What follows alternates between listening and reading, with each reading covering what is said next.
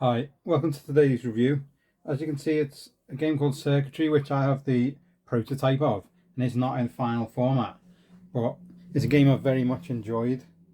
You may be able to see, if I zoom in a little bit more, that the box cover is a little bit old school.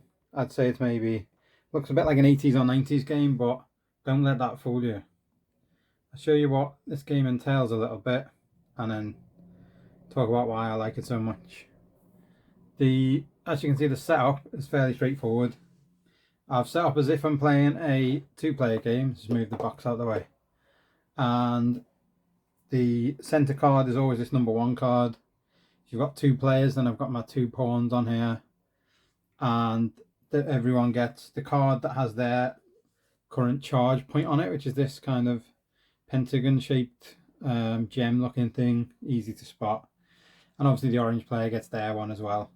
Once on your turn, you can play a circuit card, and you are also dealt 3 extra random ones out of the rest of the deck here. And you may take any 2 cards of these smaller cards up here, which you can see. The black ones have got what's known as mini charges.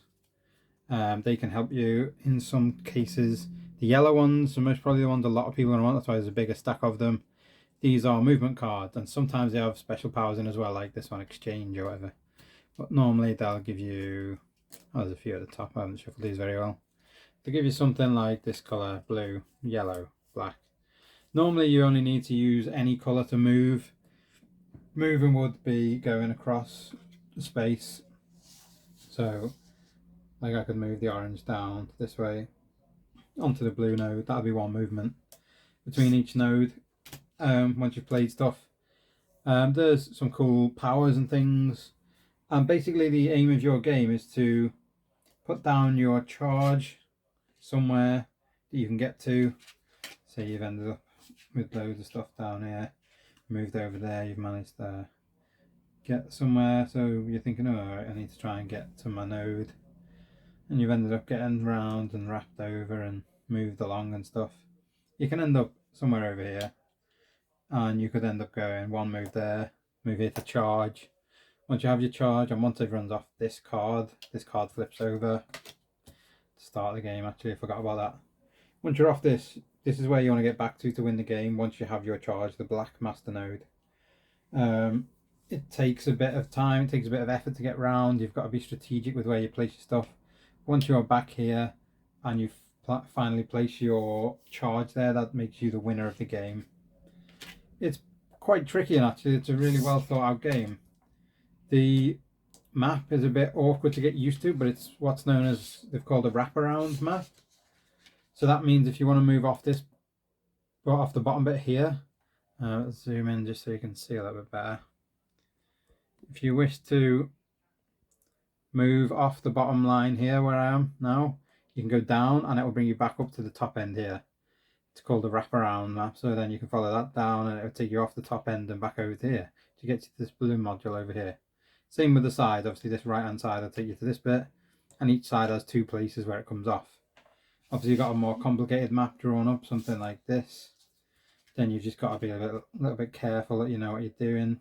If you go off this side over here, you don't jump the gap. Let me have a zoom out again.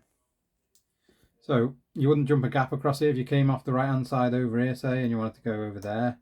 That can't be done. This wraparound would take you just back onto this card because there's nothing in the middle. It's got to be connecting. But if you were to go up here, it would jump you back to the bottom side of this card over here. So therefore, it can be a bit interesting, it can be tricky. And then of course you've got loads of powers over here. These power cards you can take, like I said before, on your turn you can take any 2 small cards you would like. You're allowed to play as many as you want as well, and you can only play 1 circuit card. But these cards give you interesting powers, like you can swap tiles around, you can flip some tiles over. So if you're thinking, oh, that's not a very good tile that way, but look on the other side, actually is a bit better for me, you can flip tiles over.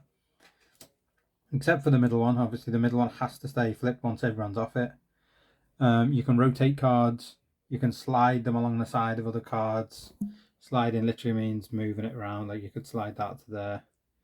The number 1, actually you can't, ignore that, you have to leave number 1 where it is. Once he's come off here, that would flip and it'd stay permanent for the rest of the game. But any others you can flip, You can also force people to move. You can use a force there. You can use a portal card to go between these weirdly shaped things. This little blue fella here, that's a portal card, like zone. And there's other colours as purple and stuff, but you can go between any in the basic game. And in a more advanced game, then you can play to choose colours if you have the right coloured movement cards. And you can mix these together as well. You can do force and portal to force one of your opponents to go through a portal. So it's a really ingenious little system, quite a really exciting and fun game to play. It's not too take that-y. There's no real anger or issues. The game is really fun to play. Like I say, this is a prototype. My only issue with this was I was hoping the artwork would be a bit more up to date, a bit more modern. But that's basically how it plays, and I've had a great time playing this game.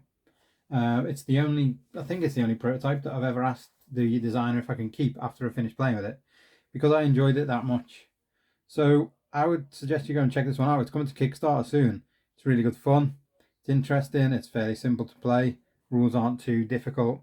The rule book here was fairly well written. There's a few bits and bobs that might be just sharpened up a little bit on the main product when it's actually released. But actually, when you get it to the table, it really makes sense. It's a lot of fun. It's good for adults, it's good for kids. I would assume it would be good for younger kids as well, but I haven't got kids, so I haven't played with any. But really good game. I highly recommend it. Go and check this one out. It's Circuitry, and it is coming to Kickstarter this month, February 2022. And it is by Bloodmoon Games. So go and check out their website, bloodmoongames.com, and get more information if you're interested in this. Thanks for watching. See you next time.